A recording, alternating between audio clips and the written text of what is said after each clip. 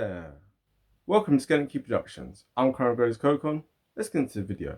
Today's video we're going to be asking the question of what if the American Revolution had never happened? Now, with a lot of the kind of historical context for this, we've already covered this a lot in our previous video, which is Brexit to blame? So in that video we looked at a comparison of US independence and Irish independence. So a lot of the kind of background historical knowledge is kind of covered in that. And also there's a video done by Whatif, who's like a really great alternative historian. And he did a video a long time ago with a similar title. So many of the things that he kind of covered in that, we're not really going to go into the depth on, such as like stuff to do with the French Revolution and stuff. So for this video, we're going to focus primarily on how things affect America, Britain, and the kind of English-speaking world predominantly, right? So without further ado, don't forget obviously to hit the like button, subscribe if you haven't already, hit the bell button so you stay notified of all of our latest videos, and without further ado, we're going to dive now into this alternative history scenario. So before we do this, we obviously have to kind of have the massive caveat, what we always have in our videos, which is this would never have happened. And the reason it would never happen is a little bit complex to explain. So with regard to the British monarchy, right? Over time, over the course of many centuries, the power of the monarch has diminished, right? And more power has gone from the monarch to the parliament and other democratic institutions. However, at this point here, the last great king who had serious power, more power than parliament, was King George III. So King George III, he ascended to the throne in 1760. And before that period, so from 1714 to 1760, he had something in Parliament known as the Whig supremacy. So the Whigs, they were basically a liberal kind of party, right? This is a kind of predecessor to the Liberal Party. And for them, their big thing was about ensuring the kind of civil liberties of people and taking power away from the king and more towards like the Parliament. However, you had the Tory party, which is the kind of predecessor to the Conservative Party, which is why the Conservative Party to this day is still called the Tories, right? In those days, they were more in favour of kind of absolute monarchy, right? And so King George III, when he came in, he appointed a Tory Prime Minister, right? And basically with that, he was, they end up pushing lots of different policies, which strengthened the power of the king and basically allowed him to kind of dictate what policy would be. So, for instance, when it came to the American colonies, whereas a lot of people within England and within like the kind of Whig parties in particular within Parliament were sympathetic to the American cause, actually what ended up happening is that because the king had so much overwhelming power in the system, he decided he was not going to negotiate. He decided that he was not going to kind of like, lessen the kind of burdens that he was putting on the American colonies. And because he wasn't willing to negotiate with them, it meant that they ended up rebelling. They ended up being obviously the American War for Independence, and America ended up being lost to Britain, right? So we can kind of blame this all on one man. So in order for this scenario to actually work, we have to have a complete character change with regard to who King George III was, which is highly unlikely, or if somehow there was a kind of way in which Parliament would override him, even though he's kind of picked who the winners and losers in this thing are. So if Parliament was able to either override him, or if he was to have complete character change, this is the only way I can see the American colonies being maintained. So within this scenario, we're going to split it up into 5 different sections. So we're going to look administratively, we're going to look culturally, we're going to look economically, we're going to look demographically, and we're also going to look geopolitically. So these are kind of 5 different things which we will split this up into, and we'll dive into each one now. So first of all, talking administratively. Now, a point that Whatif made, which I kind of disagreed with, and which is why I'm kind of making this video, is that he basically said that what more likely than not would have happened was that you'd have like a parliament in America, much in the same way as the Scots had a parliament before the Act of Union, and just like with the Irish as well before the Act of Union. Now, I'm not questioning this in terms of the practicalities of this, but I think long term, basically this model here would have just meant that the Americans colonies end up basically following the same pattern that eventually Canada and Australia would have, which is that eventually they end up getting independence, but they would still stay politically tied to the British Crown and to Britain itself. So that's not very interesting, because for that we can pretty much just copy and paste the experience of Canada and Australia to the American experience. So to make it slightly more interesting, to spice things up a little bit, what we're going to suggest instead is an idea which was floated almost a century later, which was the idea of an imperial federation. Now, this obviously is very unlikely. I just want to obviously say this from the get-go. This is very, very unlikely. However, in terms of the only way I can see the American colonies staying in the empire long term, not obviously of course to the present day, but long term, enough for there to be significant impacts and stuff, right? In this scenario here, the British Empire would have to basically morph into how the French Empire was administered. So how the French Empire ended up being administered over time is one in which you have metropolitan France, which is kind of the main kind of France that we think of, and you also have representatives from the different territories right around the world. So they have representation in the French Parliament, they have a say in how things are, and they are equal citizens of France. So this is very much in contrast to how the British Empire was run, where you had basically Britain making all the decisions, and then you had the people in the colonies, whether it's in the white dominions or whether it's in the non-white dominions, right? And they basically didn't have any real say in how this system worked. So to make this slightly more interesting, we'll have a situation in which the white dominions end up basically being part of this imperial federation. Now, as we've said many, actually at this point now, many years ago, when we were talking about what if the British Empire never existed, and in those scenarios there, I spoke about, what if there was only just the white part of the empire, and what if there was just no empire at all. In that, I made the point that India and the other kind of like non-white colonies, their population is so massive that it would have turned the British Empire not into being a kind of British Empire, but it would have turned it into essentially an Indian Empire just because of population. So the only way that this would have been somewhat workable is if basically the empire was maintained on kind of racist lines where it's only the white dominions, so places like America, Canada, Australia, etc., being able to actually have a say. So in this regard, I think this is the only way that the American colonies maintain kind of this system of being within the British Empire, is by actually including them. So basically you could have, for instance, a governor general or someone from each of the different states, and over time this would eventually evolve into something more representative. Because obviously you have to remember at the time that in Britain itself, the constituencies, you had the rotten boroughs and stuff. So there wasn't actually a great deal of representation there. And also don't forget the fact that only about 3% of the population, of the male population there, could even vote at the time. So you have to consider all these different things when we're talking about like how this would be set up. And it's a gradual thing which would have to evolve over the centuries. So this kind of covers the administrative part of it, right? Now talk about the cultural part of it, and I think the main thing to speak of culturally is kind of the issue of slavery. Now we're going to cover that more in the next video, where we talk about what if the slave trade was ended in 1772. So definitely stay tuned for that video.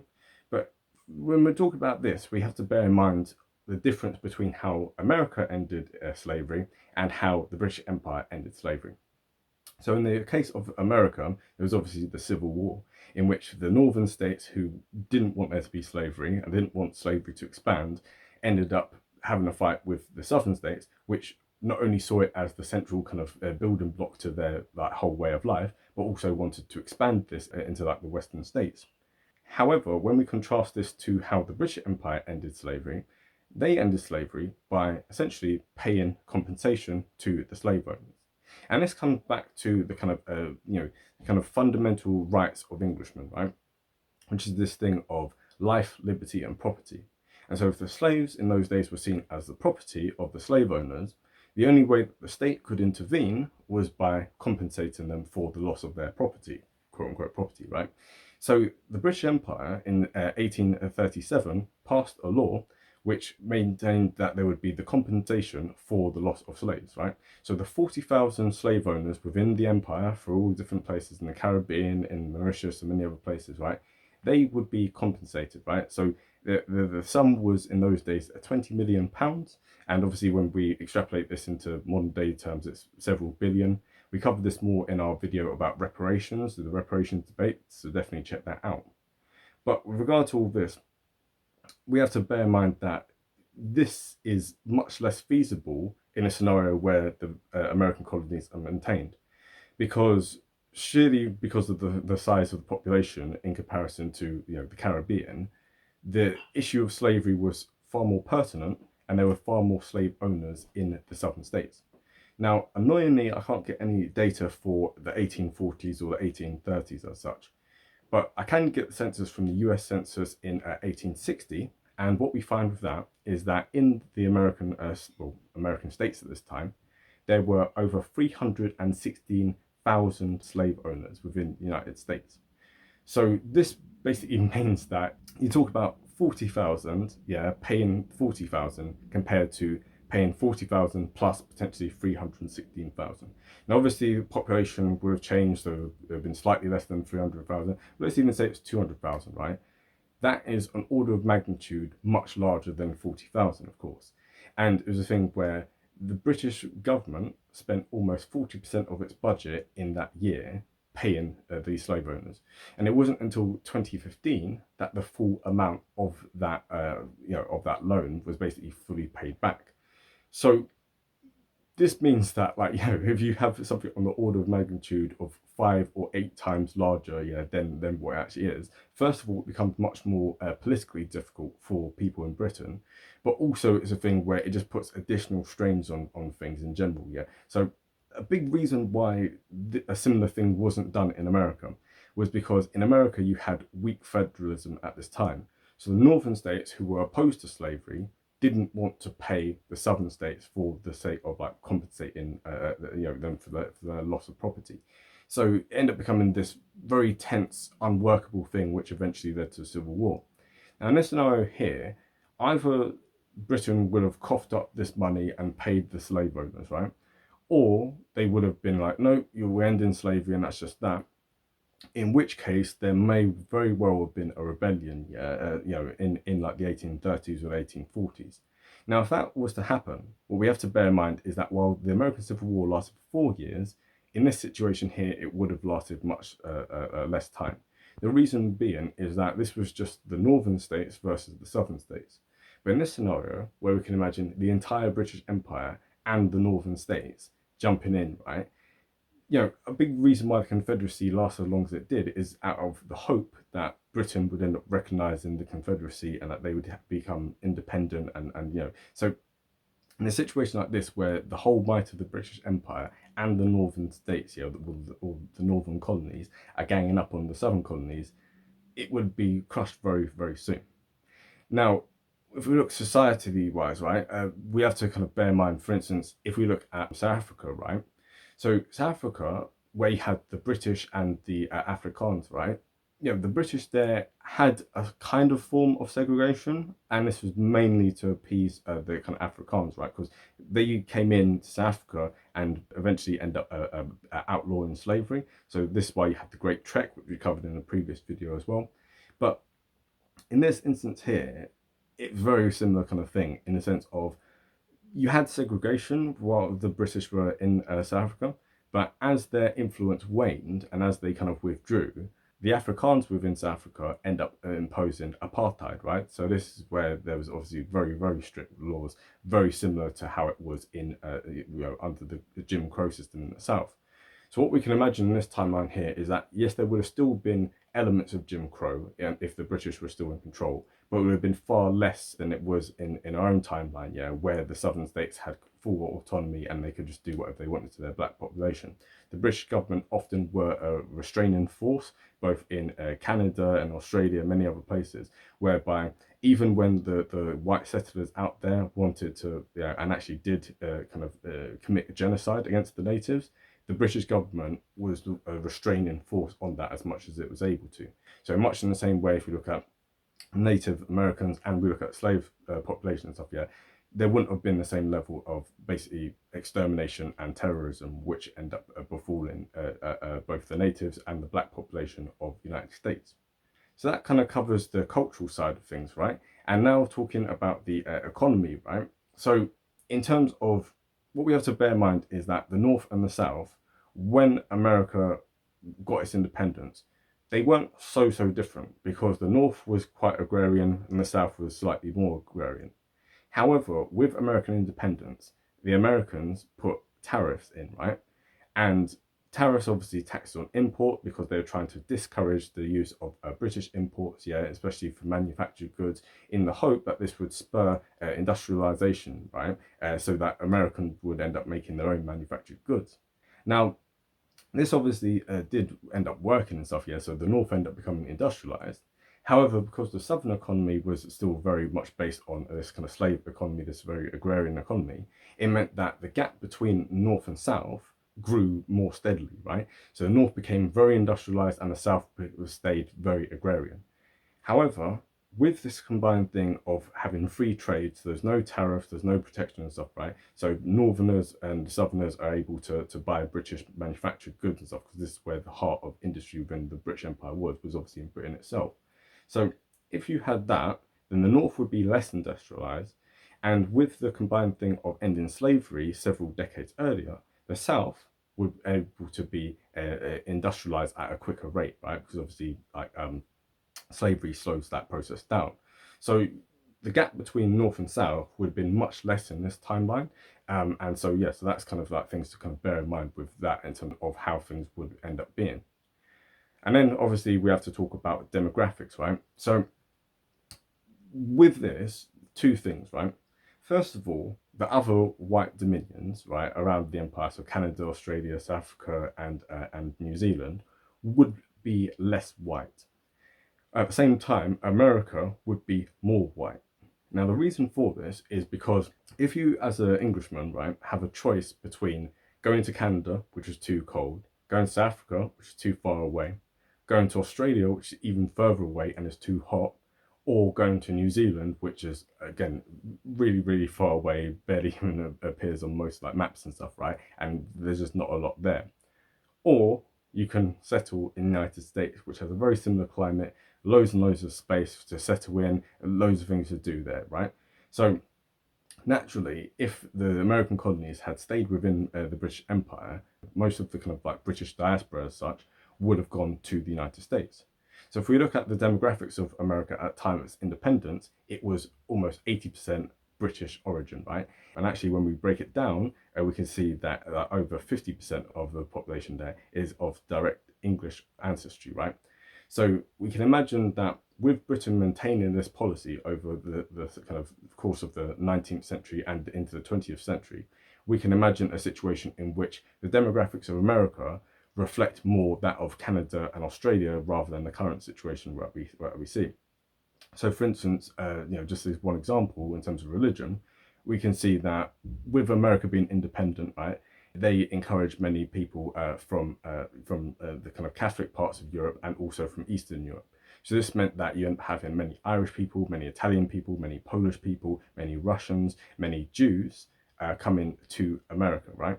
So if we look at the Catholic population of America at the time of its independence, we can see that it was only roughly about 1%. Whereas today, it's roughly about a quarter of the population is Catholic. So with these kind of policies being put in place here, with kind of stricter immigration policies, right, we can see that basically what would have happened is that America would be more overwhelmingly Protestant, it would be more overwhelmingly Anglo-Saxon, and would have far less, A, native people, and B, would have far less kind of people from Southern and Eastern Europe. So these are kind of ways in which the kind of demographics of America will be changed. And in terms of the white colonies and stuff, like in Canada and Australia, etc., the native populations there would probably be much larger as a percentage than is otherwise the case, because they wouldn't have had to compete with so many white settlers. And then finally, talking about the geopolitics of the situation. So in this kind of situation, like in our own timeline, we've had a situation whereby 250 years have been dominated by English-speaking people.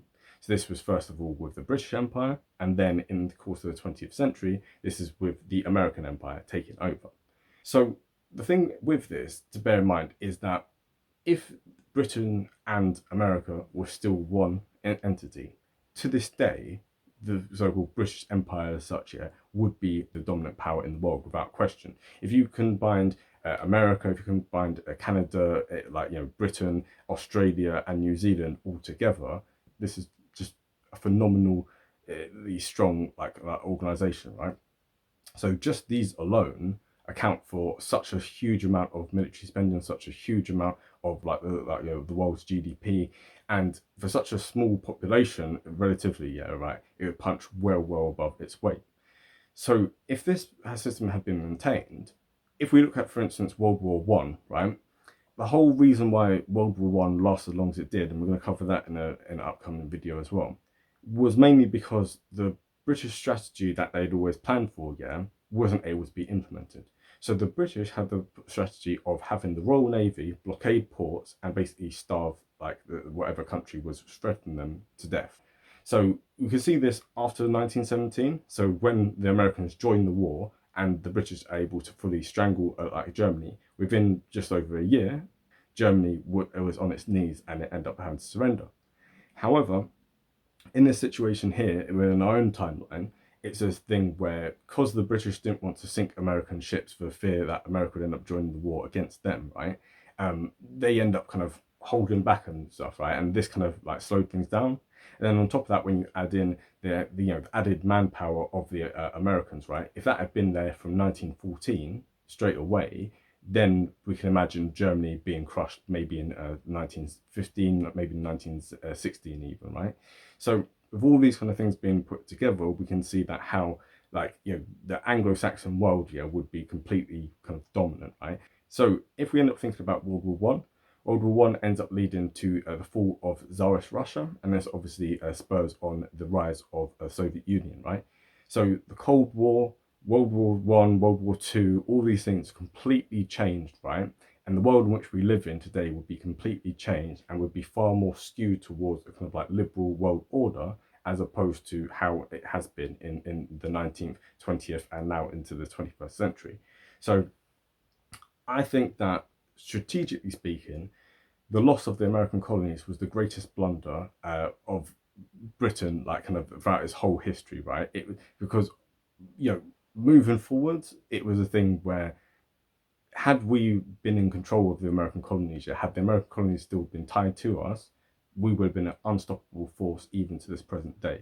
However, with the loss of that, the tide ended up turning, and it's a matter of fact of even by the 1830s, the population of America exceeded that of the UK, and by the 1880s, both the GDP and the GDP per capita of the United States end up surpassing that of Britain.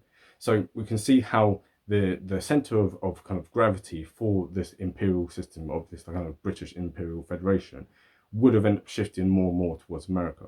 And so it's not completely unreasonable to envisage a world in which the capital of this Imperial Federation would have ended up shifting from London to New York, perhaps, right? Now, with this video, obviously there's many different elements to it. I've said from the get-go that it's perhaps not realistic for many different things, and it would never have happened. But it's interesting to theorize about this, right? So I want you to put in the comment section, what you think is the most realistic parts of it, what you think is the most unrealistic parts of it. Are there any parts of this that I've missed out, or things that you think are exaggerated? Let me know your thoughts in the comment section. As we said also as well, don't forget to hit the like button, subscribe, and hit the bell button so you're notified, and so you help the algorithm as well. And yeah, I think that's pretty much the end of this video. And like we said, next week is going to be talking about what if the slave trade had ended in 1772. So, with that being said, have a great day and bye.